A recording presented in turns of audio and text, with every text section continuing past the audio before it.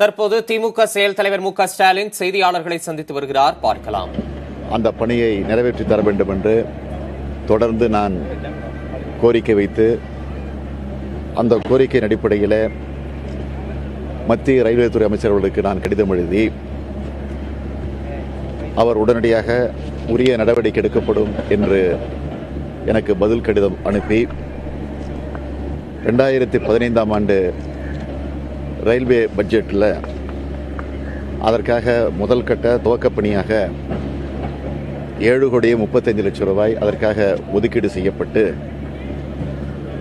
அதைத் தொடர்ந்து அந்த பணி இப்பொழுது தொடங்கப்பட்டிருக்கிறது.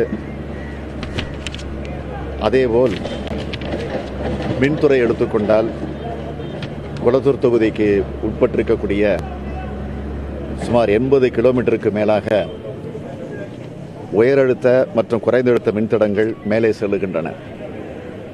அவ்வாறு மேலே செல்லக்கூடிய மின்கம்பிகளை புதைவட கம்பிகளாக மாற்ற வேண்டும் என்று சொல்லி சட்டமன்றத்தில் நான் தொடர்ந்து பேசி அதற்கு சம்பந்தப்பட்டிருக்கக்கூடிய துறையினுடைய அமைச்சர் அவர்கள் உறுதிமொழி தந்து அந்த அடிப்படையில் இப்பொழுது அந்த பணிகள் 355 கோடி ரூபாய் செலவில் எல்டி ரூபாய் 270 கோடியும் HTக்கு ரூபாய் 85 கோடியும் ஒதுக்கீடு செய்யப்பட்டு அந்த பணி துவங்கப்பட்டிருக்கிறது.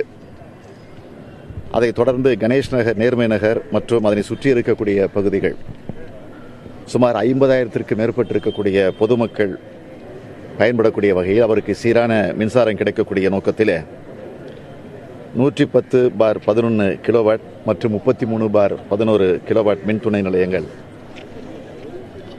அமைக்க வேண்டும் என்ற அவசியத்தை சட்டமன்றத்தில் நான் குறிப்பிட்டு சொல்லி அந்த அடிப்படையில் அந்த பணியும் தொடங்கப்பட்டிருக்கிறது. அது மட்டுமல்ல, சீனிவாச நகர் மாநகராட்சி தொடக்கப்பள்ளியில் சட்டமன்ற தொகுதி உறுப்பினருடைய மேம்பாட்டு நிதி 64 லட்சம் ரூபாய் ஒதுக்கீடு செய்யப்பட்டு அதேபோல பள்ளியில் இருக்கக்கூடிய நூலகத்திற்கு 400 புத்தகங்கள், அங்கே படிக்கக்கூடிய மாணவ செல்வங்களுக்கு எழுது பொருட்கள், வாட்டர் பாட்டில், வட்ட மேஜைகள் மற்றும் நாற்காலிகள் அவைகள் எல்லாம் வழங்கப்பட்டிருக்கிறது. அதேபோல சீனிவாச நகர் தாய் சேவை மருத்துவமனையை ஆய்வு செய்திருக்கிறோம்.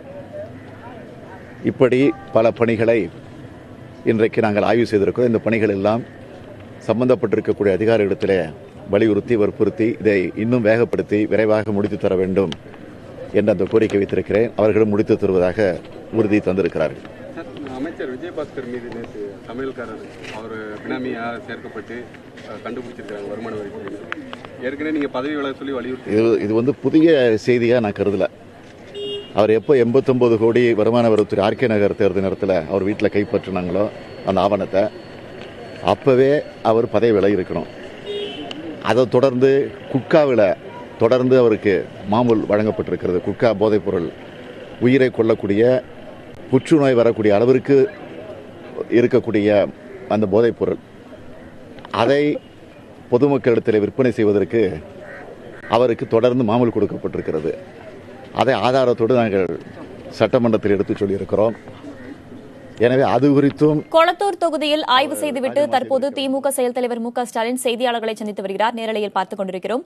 பல்வேறு துறைகளைச் சேர்ந்த அதிகாரிகளுக்கும் அமைச்சர்களையும் தொடர்பு கொண்டு கொளத்தூர் தொகுதி மக்களின் குறைகளை தான் நீக்கியிருப்பதாக தெரிவித்த அவர் ஊழல் புகாரில் சிக்கியிருக்கும் தமிழக அமைச்சர் விஜயபாஸ்கர் பதவி விலக வேண்டும் என்றும் வலியுறுத்தியிருக்கிறார். இதன் விவரங்களை பின்னர் விரிவாக பார்க்கலாம்.